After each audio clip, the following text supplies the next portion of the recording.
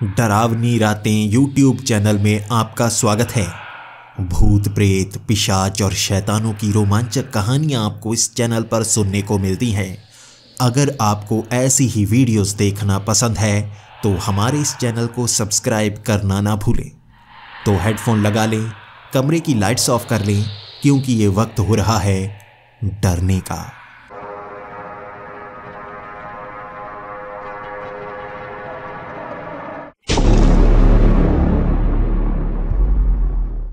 Hello दोस्तों, मेरा नाम पृथ्वी है और मैं वेस्ट बंगाल का रहने वाला हूँ। मैं यहाँ के एक छोटे से शहर में रहता हूँ और एक छोटी सी जूतों की दुकान चलाता हूँ। भले ही मेरी दुकान बहुत ही छोटी है, लेकिन इससे मैं अच्छे खासे पैसे कमा लेता हूँ, जिससे मेरा घर का खर्च अच्छे से चल जाता है और मैं अपनी बेटी की परवरिश बहुत ही बढ़िया तरीके से कर रहा हूँ। मेरी बेटी की उम्र 7 साल है और वो स्कूल में पढ़ती है।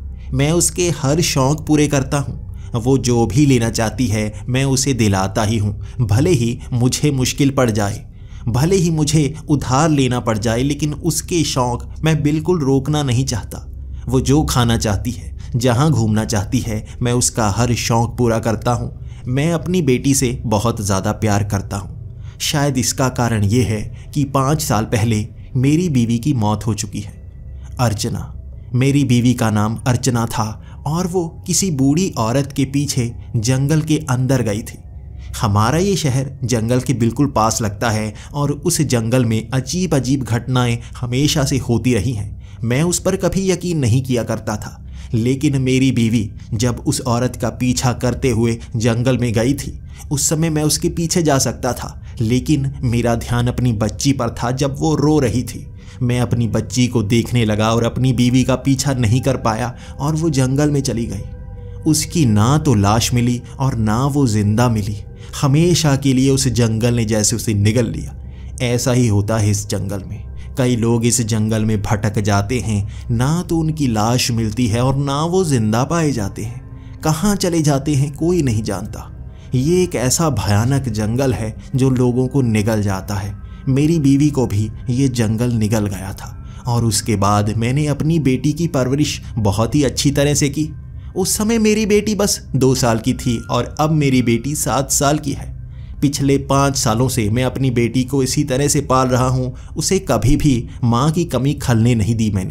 मैंने कभी दूसरी शादी नहीं की, क्योंकि मुझे लगा करता था मेरी बेटी की परवरिश नहीं होगी।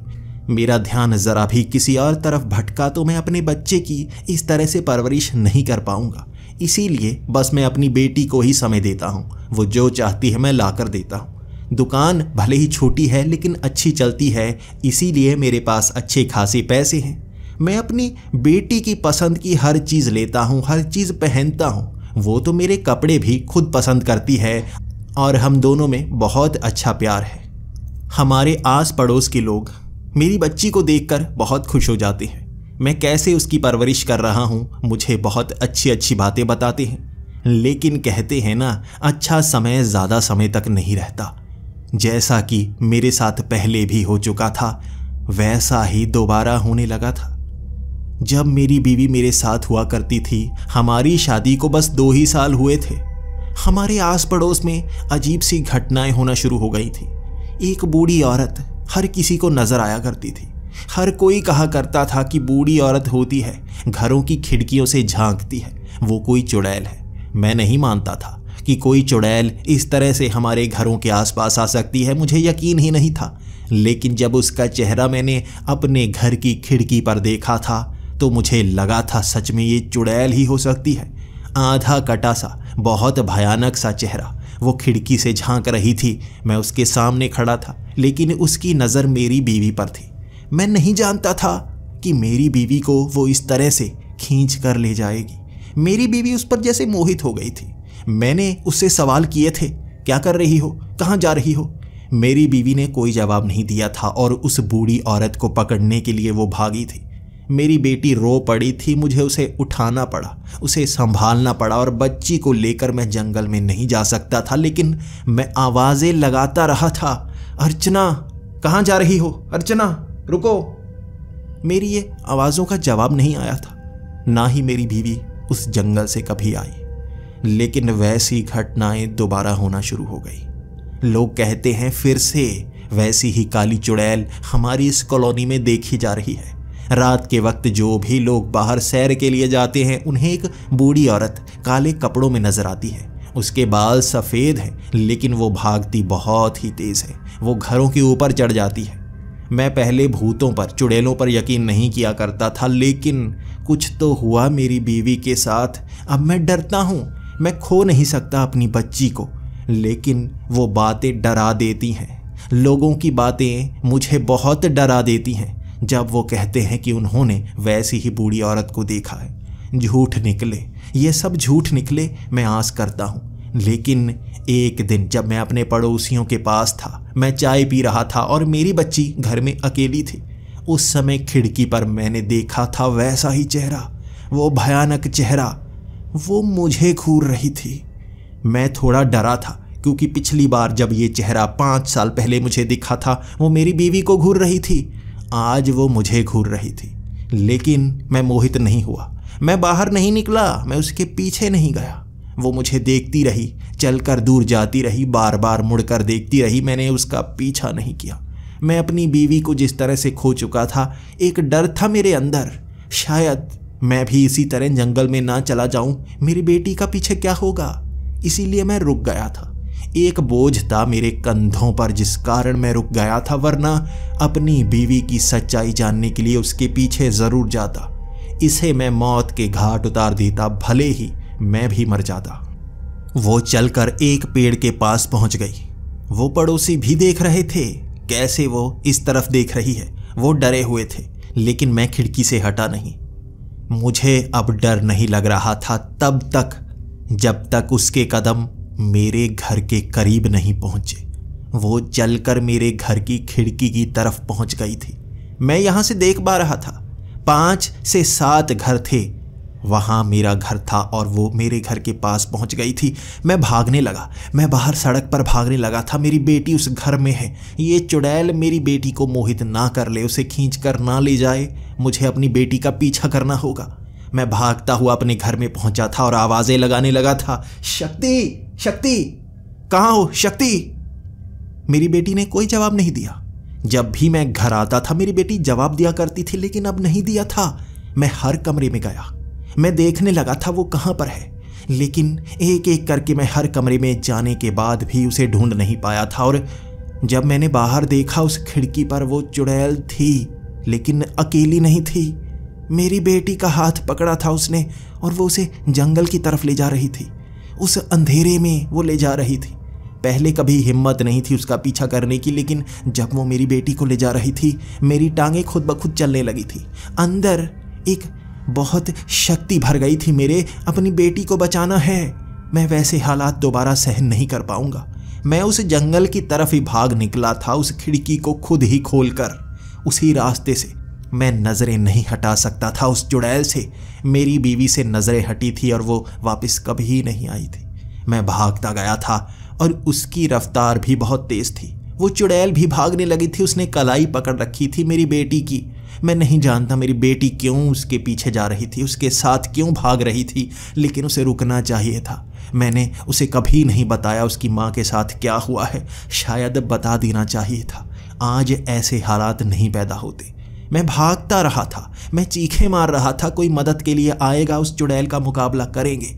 मेरे हाथ में बस एक बेसबॉल का बैट था जिसके सहारे मैं उस चुड़ैल को मारने के बारे में सोच रहा था।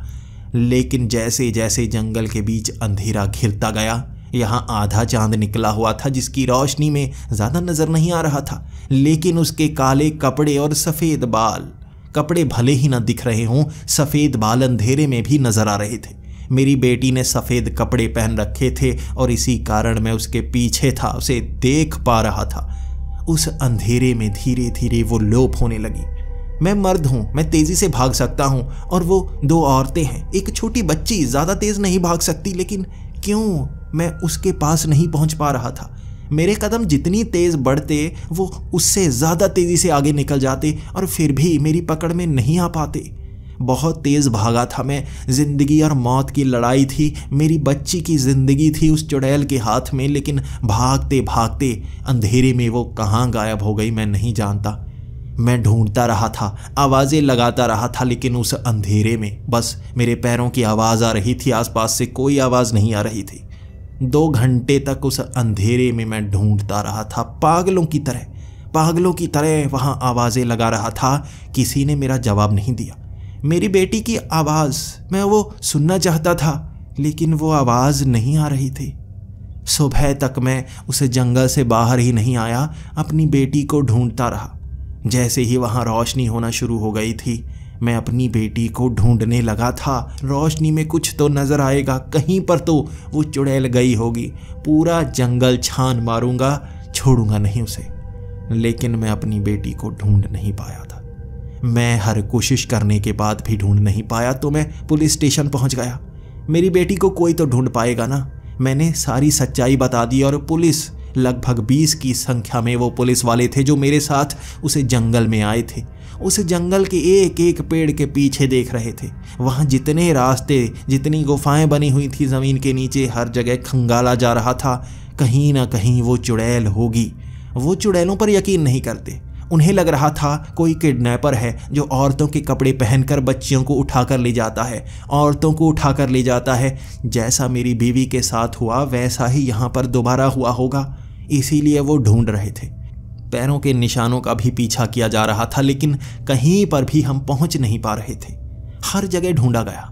मुझसे पूछा गया कहाँ तक मैंने पीछा किया था और मैंने दिशा बताई थी। उस तरफ मेरा घर है। वहां से सीधा भागा था और वो भी बिल्कुल सीधा ही भाग रहे थे।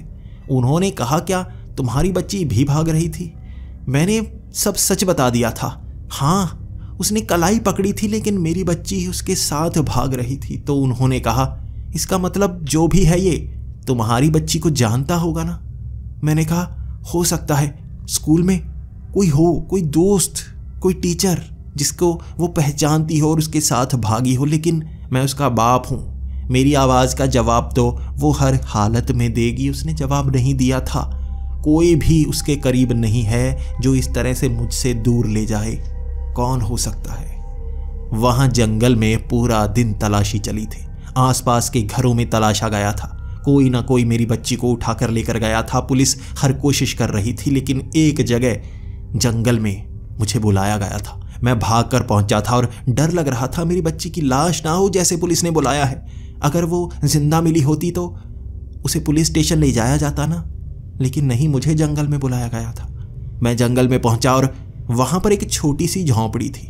छोटी 2 फुट की झोंपड़ी, जैसे कोई डॉल हाउस हो, और साथ में पड़ी एक छोटी सी गुड़िया। वो आधी उस खिड़की से बाहर निकली हुई थी, आधी उस घर की खिड़की के अंदर थी। लेकिन उसने जो कपड़े पहन रखे थे, उस पर कपड़े लपेटे गए थे, वो मेरी बच्ची के कपड़े थे। मेरी आंखें नम हो गई थी। मैं पुलिस वालों को देख रहा था। इसका क्या मतलब है? गुड़िया पर मेरी बच्ची के कपड़े क्यों हैं? मेरी बच्ची कहाँ पर है? तो पुलिस वाले कह रहे थे, ऐसी निशानियां आमतौर पर तब दी जाती हैं जब कोई सीरियल किलर या हत्यारा हमें बताने की कोशिश कर रहा हो, हमें चैलेंज कर रहा हो। और मेरे पैरों तले ज़मीन खिसक गई थी ये सुनकर। कोई किलर, कोई सीरियल किलर? क्या जो जंगल में लोगों को मार रहा है वो कोई सीरियल किलर है? पुलिस वालों ने हाँ में जवाब दिया था और मैंने आंखें बंद कर ली थी। नहीं, ऐसा नहीं होना चाहिए। पुलिस वालों ने मुझे सांत्वना दी थी और हम जंगल से बाहर आ गए थे। मैंने वो गुड़िया अपने पास संभाल रखी थी। मेरे पास अपनी बच्ची की आखिरी निशानी ये थी। उसके बाद मैं उसे देख नहीं पाया। वहाँ तलाशियाँ जारी रही थी। 1 हफ्ते तक पुलिस तलाश करती रही। कोई और सबूत वहाँ पर पाया जाएगा, लेकिन नहीं, मेरी बच्ची के वो कपड़े उस गुड़िया पर लपेटे गए थे। उसके सिवा वहाँ कोई भी सबूत नहीं था। वो गुड़िया, वो कपड़े मुझे दे दिए गए थे और मैं रोता रोता उस गुड़िया को देखता रहता था। वो कपड़ों को बार बार सूंघता था, बार बार हाथों से उसे गले लगा लेता था, जैसे मेरी बेटी मुझे गले लगाए हो। मैं उससे दोबारा मिलना चाहता था।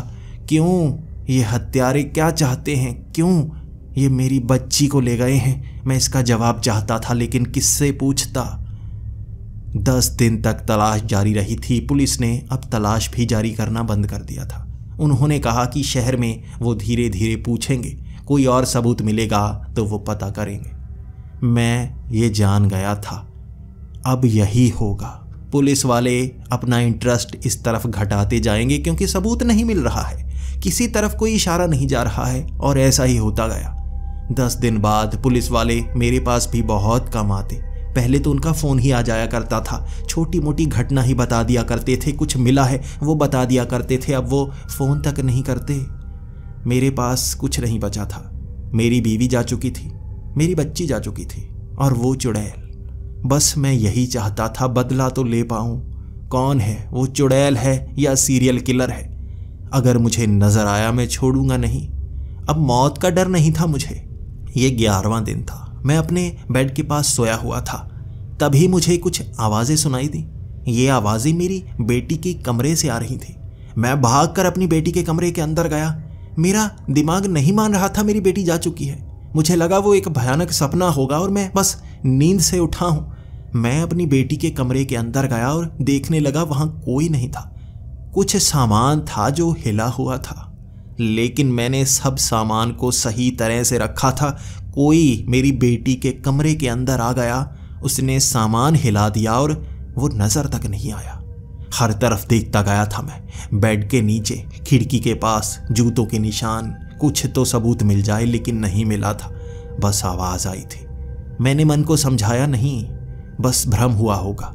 मैं अपने कमरे में चला गया। रात के 3 बजे दोबारा मेरी बेटी के कमरे से आवाज़ें आई थी, कुछ गिरने की, कागज़ के हिलने की कुछ आवाज़ें आ रही थी, और मैं भाग कर गया अपनी बेटी का वो कमरा देखने लगा। सच में वहाँ पर कागज़ों को हिलाया गया था, चीज़ें गिरी हुई थी। फिर से कोई सबूत नहीं कि कोई अंदर आके गया हो। मैंने ताला लगाया था उस कमरे का, दरवाज़ा खोले बिना कोई अंदर नहीं आ सकता। कौन हो सकता है जो मेरी बेटी के कमरे के अंदर आ गया होगा? उसके बाद मैंने बेड हटाया, मैंने फर्श पर ही हथौड़े मारने शुरू कर दिए। कोई दरवाज़ा तो नहीं, नीचे से तो कोई नहीं आता। मैं पागल होने लगा था। मुझे लगने लगा था वो चुड़ैल अपनी शक्तियों का इस्तेमाल करती है। कहीं से तो उसने मेरी बेटी पर नज़र रखी होगी, वो कमरे में पहले भी आकर गई होगी, उसने मेरी बीवी को भी बहकाया होगा। मेरी बेटी शायद अब भी जिंदा हो, बस उसे बचाना है। मैंने वो फर्श तोड़ डाला था, लेकिन नीचे कुछ नहीं। मैंने दीवारों पर हथौड़ा मार डाला था, लेकिन दीवारों से भी आने का कोई रास्ता नहीं था। मैं नहीं ढूंढ पा रहा था मेरी बेटी के कमरे में कौन आ रहा है, लेकिन मैंने वहीं पर सोने का इरादा कर लिया। मैं अपनी बेटी के उस छोटे बेड पर लेटा हुआ था। अब करके दिखा कौन आ रहा है। अगर तुझे सामने आना है तो मेरे सामने आना ही होगा। किसी चीज़ को हाथ लगाना है तो मेरा सामना करना ही होगा। मैंने अपनी एक हाथ में तेज धार हथियार रखा हुआ था, ये तेज चाकू। अगर कोई सामने आया तो इस चाकू को इतनी तेजी से मारूंगा कि उसे छलनी कर दूंगा। जो भी इस कमरे में आ रहा है जिंदा तो मैं छोड़ने वाला नहीं। भरोसा मुझे किसी पर नहीं है, किसी रिश्तेदार पर, किसी पड़ोसी पर मैं यकीन नहीं करता। मैं अपनी बीवी को खो चुका हूँ, अपनी बेटी को खो चुका हूँ। अब मेरे पास खोने के लिए कुछ नहीं है। मैं नहीं डरूंगा। जिसे मारना है मैं मार कर रहूंगा। 3 बजे के बाद मैंने आंखें खुली ही रखी थी। नींद मेरी उड़ चुकी थी। मैं इंतज़ार कर रहा था जो भी यहाँ आ रहा है दोबारा आएगा, लेकिन नहीं आया। 6 बजे तक मैं इंतज़ार करता रहा और रोशनी हर कमरे में आ रही थी। अब शायद कोई यहाँ नहीं आने वाला। वो चुड़ैल रात को ही आती है, शिकार रात को ही करती है, और कल रात मैं फिर से इंतज़ार करूँगा। इतने समय बाद यहाँ कुछ हरकत होना शुरू हुई है। मुझे किसी पर शक होना शुरू हुआ है। इसके बाद मैं इंटरनेट पर ढूंढना शुरू हो गया। मैं चुड़ैलों की जानकारी इकट्ठा करना शुरू हो गया। मुझे अपनी बच्ची को बचाना था और उसके लिए कुछ भी करना हो मैं करूँगा। मैं किसी तरह अपनी बच्ची को बचा लूँ। कहाँ है वो, किस हालत में होगी मुझे नहीं पता। मैंने जानकारियाँ इकट्ठा करने के लिए पूरा दिन लगा दिया था, और जब मैं अपनी बेटी के कमरे में पहुंचा बहुत सारी जानकारी इकट्ठी कर चुका था। कैसे एक चुड़ैल छोटे बच्चों को फंसाती है, कैसे वो मोहित करती है और हिप्नोटाइज करके वो अपने पास बुलाती है, लेकिन उसके बाद कहाँ ले जाती है कहीं पर नहीं बताया गया था, कहीं पर नहीं था। वो एक बार शिकार कर ले तो इंसान को कैसे बचाया जा सकता है नहीं बताया था। वो मुझे खुद ढूंढना होगा। जैसे ही मैं अपनी बेटी के उस कमरे में पहुंचा था, सामान फिर से हिला हुआ था। दिन के वक्त कोई यहाँ पर आकर गया था और फिर से मुझे कोई सबूत नहीं मिला कौन आकर गया है। मैं जानना चाहता था और इसके बाद एक एक करके मैं ये देखने लगा क्या क्या सामान हिला हुआ है। कागज़ हिले हुए थे, पेन हिले हुए थे, वहाँ किताबें हिली हुई थीं और वो गुड़िया हिली हुई थी। मुझे थोड़ा अजीब सा लगा क्योंकि अभी मैंने रिसर्च की थी और चुड़ैलों के बारे में एक जानकारी मुझे मिल गई थी।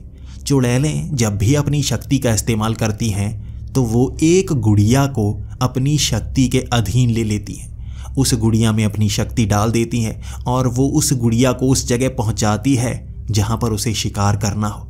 फिर उस गुड़िया के अंदर से वो शक्ति निकलती है और जिसे शिकार बनाना होता है उसे हिप्नोटाइज कर देती है और उसके बाद वो शिकार करती है। तो उसने ये गुड़िया मुझे दी होगी ताकि वो मुझे भी मार सके। तो मैं भी इंतज़ार करूँगा, आजा, मेरे पास यही तो मौका होगा। अगर इस गुड़िया के सहारे वो मेरा शिकार करना चाहती है तो मैं इंतज़ार करूँगा उसका। मैं भी अपनी पत्नी, अपनी बेटी के पास जाना चाहता हूँ। अगर वो मर चुके हैं तो वही सही। इसके बाद मैंने उस गुड़िया को बिल्कुल टेबल के सामने रख दिया। उसके बाद मैं उसे घूरे जा रहा था। मैं ये देखना चाहता था कि इस गुड़िया में क्या है। मैंने हाथ लगाना शुरू कर दिया। उस गुड़िया के अंदर रुई भरा हुआ था, लेकिन वो काफ़ी स्पंजी सी गुड़िया थी। उसकी आंखें बड़ी बड़ी थी, बटन जैसी, जो हिल सकती थी। ऊपर करने पर वो आंखें नीचे हो जाती और गुड़िया को नीचे करने पर आंखें ऊपर चली जाती। खास तरह की गुड़िया थी और मैंने ऐसी गुड़िया पहले कभी नहीं देखी थी। ये हाथ से बनाई हुई गुड़िया लग रही थी। मुझे यकीन हो चला था कि इस गुड़िया के अंदर वो शक्ति है। ये गुड़िया काले जादू से बनी होगी। पूरा दिन मैं उसे घूरता रहा था और जैसे ही अंधेरा होने लगा था मैं घूरता रहा उसे। उसके बाद मैंने वो चाकू निकाला। मैं बहुत गुस्से में आ गया था और मैंने सोचा कि इस चाकू से इस गुड़िया की छाती में घुसाने की कोशिश करता हूँ। इसके बाद इसे दर्द होगा। शायद ऐसे जादू से मुझे मारने की कोशिश होगी। हो सकता है इसमें चाकू घुसाने पर मुझे दर्द हो। मैंने चाकू जैसे ही उसकी एक बाजू पर डालने की कोशिश की, वो गुड़िया का हाथ हिला और नीचे को चला गया।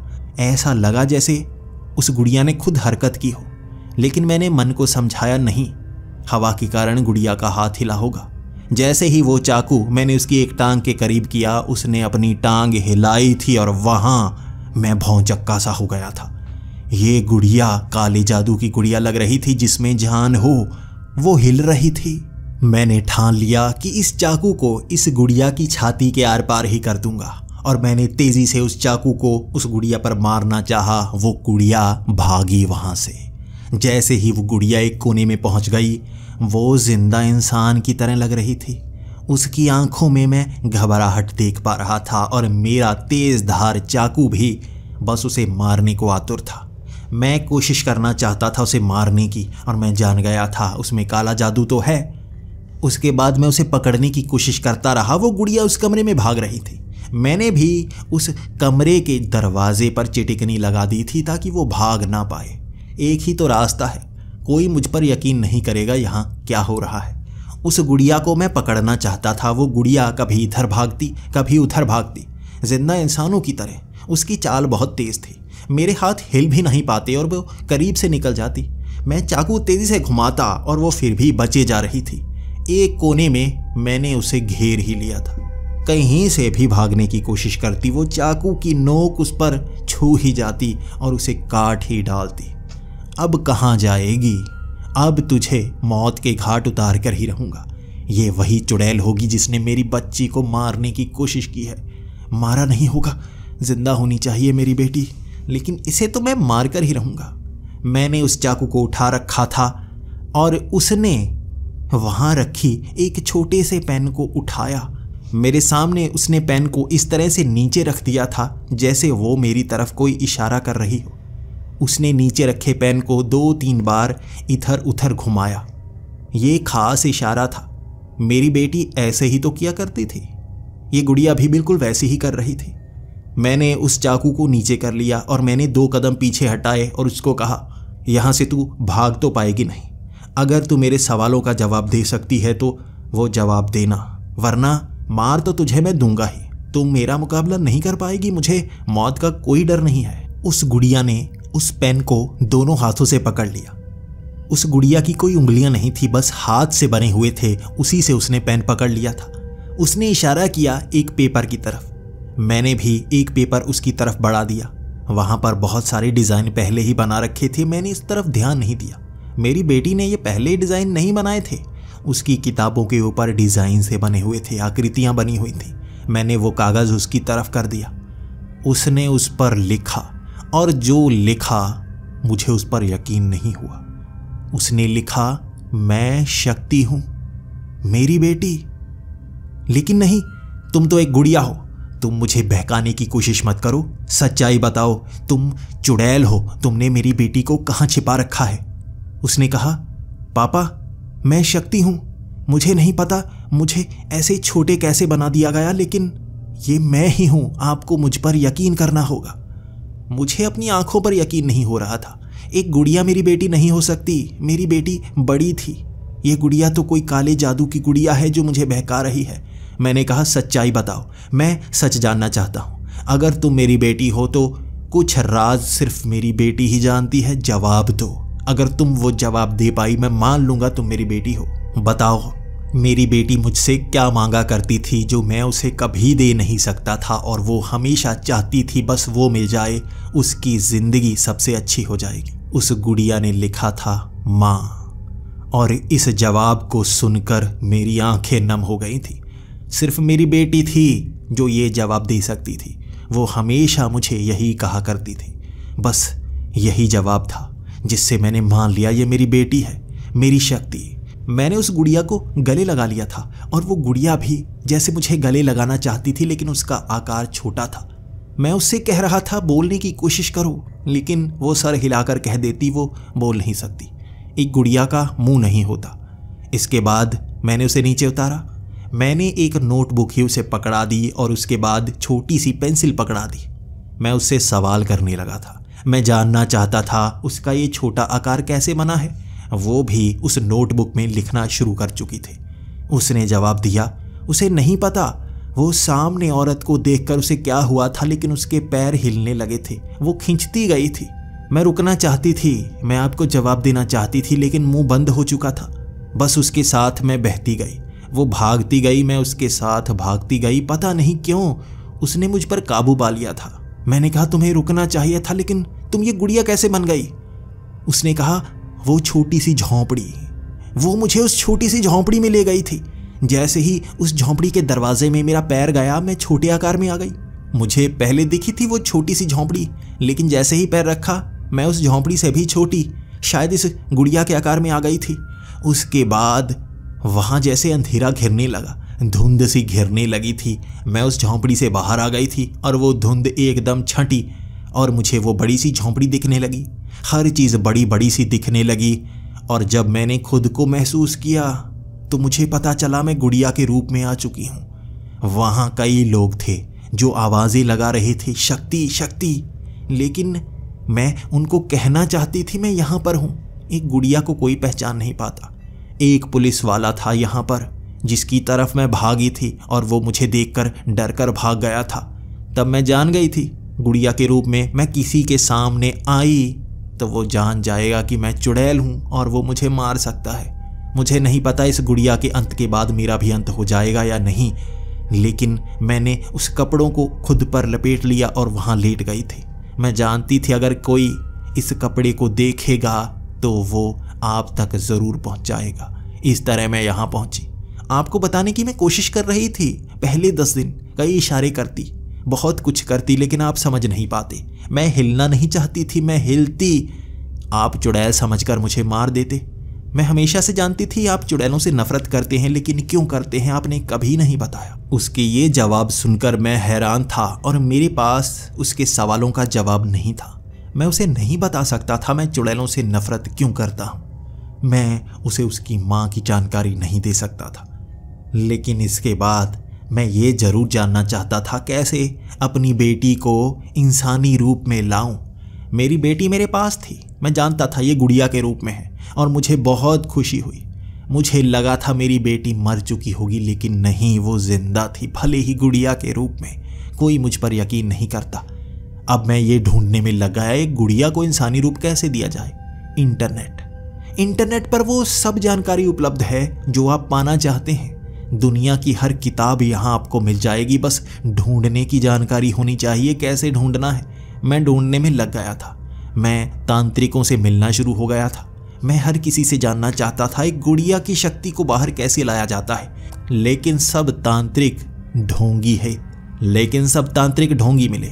वो वशीकरण के तरीके बताते गए, जादू कैसे करना है वो बताते गए, नींबू मिर्च रखनी है वो बताते गए, लेकिन असली सच्चाई किसी को पता ही नहीं थी। मैं उनको बता भी नहीं सकता था, क्योंकि वो मेरी बेटी को गुड़िया के रूप में ले लेते, और अगर मैं किसी डॉक्टर के पास जाता तो मुझे पागल करार दे दिया जाता। मैं किसी को ये बात नहीं बता सकता था, बस इंटरनेट पर ढूंढ सकता था, अकेला अपने घर में। मैं ढूंढने लगा था, और मेरी बेटी अपने इंसानी रूप में आना चाहती थी। वो गुड़िया बने नहीं रहना चाहती थी। वो गुड़िया की उम्र शायद कम हो जाती। मैं ढूंढता गया और मुझे कुछ जानकारियां मिली थी गुड़िया के रूप में। कैसे काले जादू का इस्तेमाल गुड़िया के रूप में किया जाता है। एक चुड़ैल अपना आकार गुड़िया के रूप में बना सकती है। वो चुड़ैल गुड़िया के रूप में किसी के घर में आ सकती है और किसी को मार सकती है। मैंने ये भी पढ़ा था, क्या वो गुड़िया किसी और की सारी जानकारी खुद पा सकती है, क्योंकि मुझे तब डर लगा था मेरी बेटी वो चुड़ैल ही तो नहीं। लेकिन नहीं, वो दिमाग नहीं पढ़ सकती, इसलिए वो जानकारी मेरी बेटी की ही थी। ये मेरी बेटी है, लेकिन इसे इंसान कैसे बनाना है ये मुझे नहीं पता था। एक किताब में मैंने ये पढ़ा कि एक चुड़ैल जैसे गुड़िया बनती है वैसे ही इंसान बन सकती है। जिस जगह पर जाने से वो गुड़िया बनी होती है, उसी जगह पर जाने पर वो इंसान बनती है। वो झोंपड़ी, वो डॉल हाउस, वहीं जाने पर मेरी बेटी गुड़िया बनी थी, और वहीं जाने पर मेरी बेटी इंसान बन सकती है। मुझे अपनी बेटी के साथ वहां जाना होगा। मैंने वो चाकू ले लिया था। मैंने अपनी बेटी को उस गुड़िया के रूप में ले लिया था, और मैं चल पड़ा था उसी घने जंगल की तरफ। आज रात चांद बिल्कुल ऊपर था। ये पूर्णिमा की रात थी, और आज की रात ही मैं उस चुड़ैल का सामना करने वाला था। अपनी बेटी को बचाकर रहूंगा, उस चुड़ैल को मार कर रहूंगा। अगर मैं उसे नहीं मार पाया तो खुद को कुर्बान कर दूंगा, लेकिन कोशिश ज़रूर करूंगा। अपनी बेटी को लिए हुए मैं उसी जंगल में जा रहा था। गुड़िया के रूप में मैं उस जंगल में उससे रास्ता पूछ रहा था, लेकिन रास्ता उसे भी याद नहीं था। मैंने भी उसका पीछा तो किया ही था, लेकिन जहां पर वो मिली थी उन घने पेड़ों को मैं ढूंढ नहीं पा रहा था। वो अजीब से लंबे लंबे पेड़ थे, उनके पत्ते कम थे और छाल ज़्यादा थी। मैंने ध्यान नहीं दिया, ऐसे पेड़ इस जंगल में नहीं पाए जाते। वो पेड़ ही बहुत अजीब थे, इसीलिए यहाँ चुड़ैलों की बातें की जाती हैं। यहाँ घने जंगल में लोग डरते हैं, क्योंकि पेड़ इस तरह से छांव बना देते हैं कि घुप अंधेरा घिर जाता है। टॉर्च की रोशनी में देखा जा सकता था, और मैं आगे बढ़ रहा था। कभी कभी ऐसा लगता मैं भटक चुका हूँ, लेकिन कुछ पेड़ पहचान करवा ही देते। वहाँ ढूंढते ढूंढते बहुत आगे निकल गया था। रात के 12 बजे तक उस घने जंगल में उस छोटी सी झोंपड़ी को ढूंढ रहा था। वो नहीं मिल रही थी। मेरी बेटी बस हिल पा रही थी, क्योंकि वो बोल नहीं सकती थी। वो हिलकर मुझे इशारा कर देती, और मैं उससे सवाल भी ऐसा करता जिसका हाँ या ना में ही जवाब होता, ताकि वो दे पाए। किसी तरह 12 बजे वहाँ मुझे वो झोंपड़ी दिखी थी दूर से। उस झोंपड़ी के अंदर से रोशनी आ रही थी। ऐसा लग रहा था किसी ने छोटी मोमबत्ती जला रखी हो उसमें। दूर से मैं देखता जा रहा था। मैं डर रहा था, लेकिन आप जितने भी बड़े डरपोक हों, अगर जिंदगी और मौत का सवाल आपके बच्चों का हो तो हिम्मत भर ही जाती है। मुझ में भी वो हिम्मत भर गई थी, और मैं कदम आगे बढ़ाने लगा था। मुझे मौत का डर बिल्कुल नहीं रहा था। चलते चलते मैं उस झोंपड़ी के पास गया। मैं देखना चाहता था वो रोशनी कहाँ से आ रही है और वो मोमबत्ती किसने जला रखी है। लेकिन उस झोंपड़े के अंदर से कई जगह से छोटी छोटी रोशनी निकल रही थी। ऐसा लग रहा था जैसे माचिस की तीली के आकार की छोटी छोटी मोमबत्तियां अंदर जल रही हों। मैं और थोड़ा सा करीब गया तो उस झोंपड़ी के अंदर छोटा छोटा सामान भी दिखा था। छोटी छोटी कुर्सियां, छोटे छोटे टेबल, हर चीज़ छोटी। वहाँ झूमर लगा हुआ था, सोफे पड़े हुए थे। ऐसा लग रहा था किसी बड़े आकार के घर को छोटा कर दिया गया हो। वहीं पर नजर आया था और उसके बाद मैं उसके करीब गया था। मैं अपनी बेटी को वहां से बचाना चाहता था, इसीलिए मैं लेटकर घिसटता हुआ आगे बढ़ने लगा था ताकि कोई पहचान ही ना ले। आसपास वो चुड़ैल ना हो, उस झोंपड़ी के अंदर ही वो चुड़ैल ना हो। लेकिन उस झोंपड़ी के अंदर कोई नहीं था।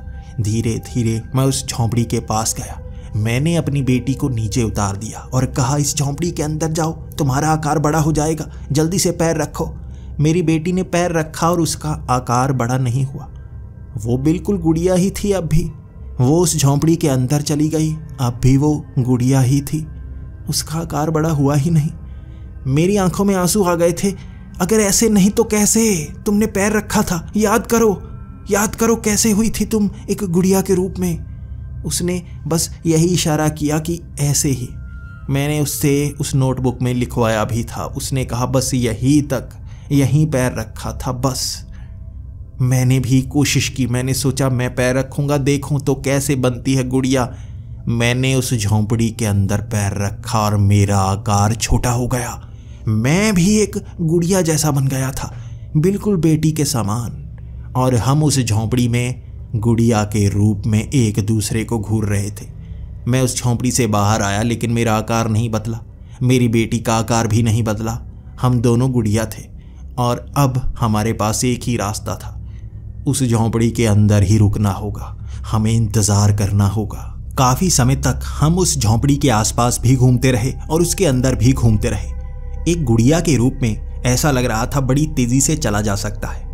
उसके बाद हम झोंपड़ी के अंदर ही आ गए और उन छोटे छोटे सोफों पर बैठने में बहुत मुश्किल होने लगी। जैसे ही मैं उस सोफे पर बैठा, एक आवाज, एक वाइब्रेशन महसूस होने लगी। ऐसा लगा जैसे जमीन के नीचे से आवाजें आ रही हों और हर चीज में वाइब्रेशन कर रही हों। मैंने उस सोफे को पीछे कर दिया। जमीन के नीचे एक दरवाजा दिखा। इस झोंपड़ी की एक बेसमेंट भी बनाई गई है। मैं हैरान सा हो गया था। मेरी बेटी भी मेरी तरफ देख रही थी। जैसे ही हमने उस दरवाजे को खोला, छोटी छोटी नीचे जाने वाली सीढ़ियां, नीचे से रोशनी आ रही थी और आवाजें भी आ रही थी। कोई नीचे था जो जैसे हथौड़े को मार रहा था। हमें नीचे जाकर देखना होगा। मैंने अपनी बेटी को रुकने के लिए कहा था, लेकिन वो भी मेरे साथ आना चाहती थी। हम दोनों उन सीढ़ियों के सहारे नीचे जाने लगे थे। जैसे ही हम नीचे पहुंचे, नीचे के हालात देखने लायक थे। एक बड़ा सा कमरा महल की तरह नीचे बना हुआ था। नीचे और जाने की सीढ़ियां थी। वहां गुफाएं बनी हुई थी और वो टनल के आकार की थी। वहां सोने का वर्क हुआ था, झूमर लगे हुए थे, वो भी सुनहरी, हर तरफ रोशनी। जो आवाज आ रही थी वो यहां से भी नहीं आ रही थी, वो एक गुफा से आ रही थी। उसके बाद धीरे धीरे चलकर हम उस गुफा की तरफ जाने लगे थे। हम अब उस गुफा के अंदर जा रहे थे। जैसे जैसे हम उस गुफा में आगे बढ़ रहे थे, आवाजें ऊंची होती जा रही थी। ये इस बात के सबूत थे कि हम नजदीक जा रहे हैं। धीरे धीरे आवाज इतनी तेज हो गई, हम समझ गए थे वो करीब ही है जो आवाज कर रहा है। हम उस गुफा के बिल्कुल अंत में पहुंचे और आगे एक बड़ा सा कमरा। वहां कई बोतलें पड़ी थी। उन बोतलों में शरीर के अंग, लेकिन गुड़िया के। वहां कई गुड़िया थी जो पानी में डुबोई हुई थी। वहां और भी बहुत सारी चीजें।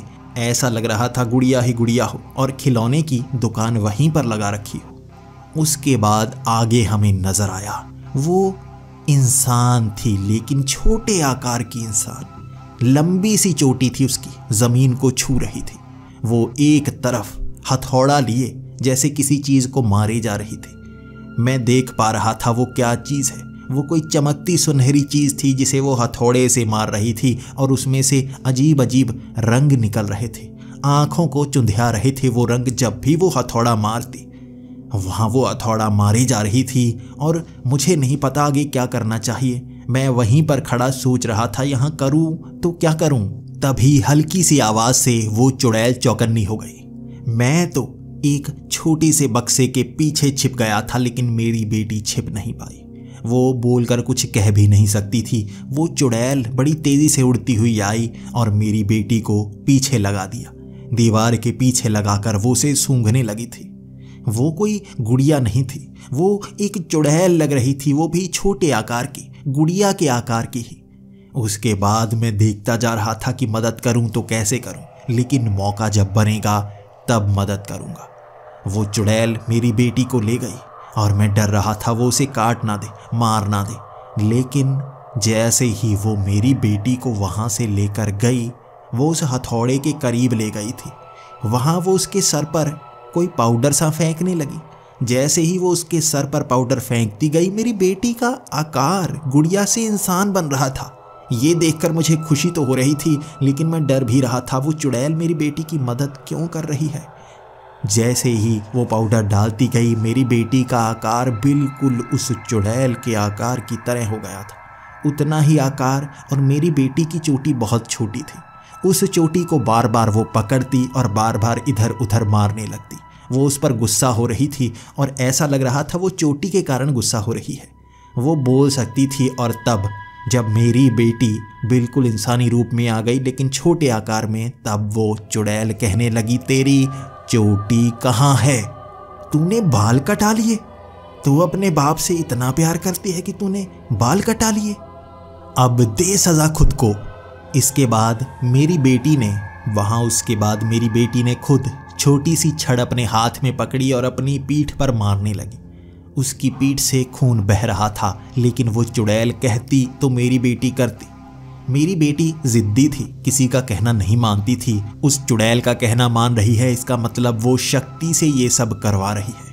मेरी बेटी खुद को सजा दे रही थी और मेरी आंखों से आंसू आ रहे थे। मैं एक गुड़िया के आकार में और शायद इंसानी आकार में आता तो उसके काबू में पहुंच जाता। अब मैं आज़ाद हूं, कैसे रोकूं? मैं इधर उधर जाने लगा और तभी पीछे से चलकर आती एक और चुड़ैल देखी मैंने। ये मेरी बीवी अर्चना थी। 5 साल बाद मुझे अपनी बीवी नजर आई थी। वो उतनी ही सुंदर दिख रही थी, लेकिन छोटे आकार में। उसकी चोटी भी बहुत लंबी थी, लेकिन वो चुड़ैल मेरी बीवी को इशारा कर रही थी। मेरी बीवी वैसा ही किए जा रही थी। मैं अपनी बीवी से ही मदद मांगूंगा, लेकिन मुझे डर था, क्या वो मेरी मदद करेगी? क्या वो यहाँ पर कैद है?